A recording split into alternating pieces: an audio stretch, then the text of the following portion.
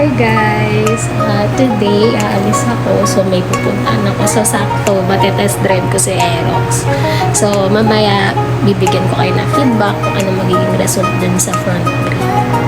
Thank you!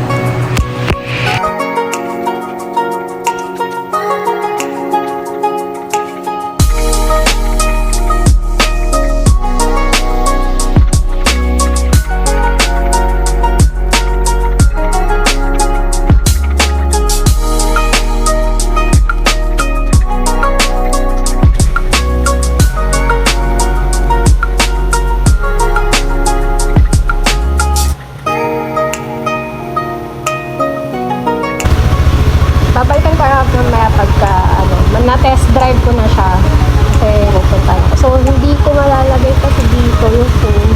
So walang stabilizer tong phone ko. Sana next time magkaroon ako ng phone na stabilizer para ma-video naman natin yung rides natin mga guys. So yun, see you later.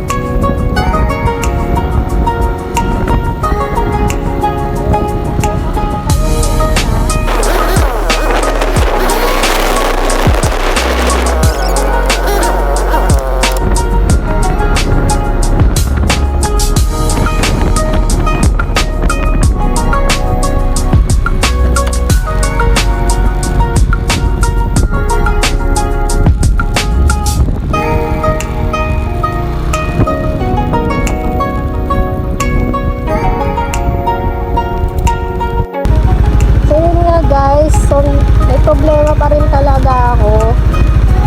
So, hindi ko alam bakit ganito after ko magpalit ng disc brake tsaka brake caliper.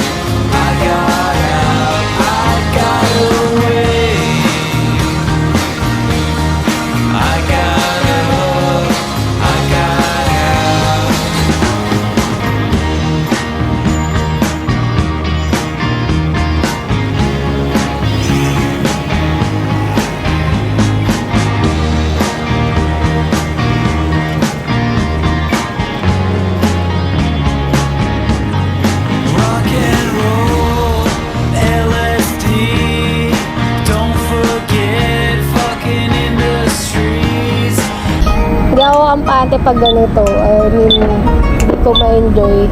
Importante talaga sa akin yung front brake. Thank you guys. A few moments later.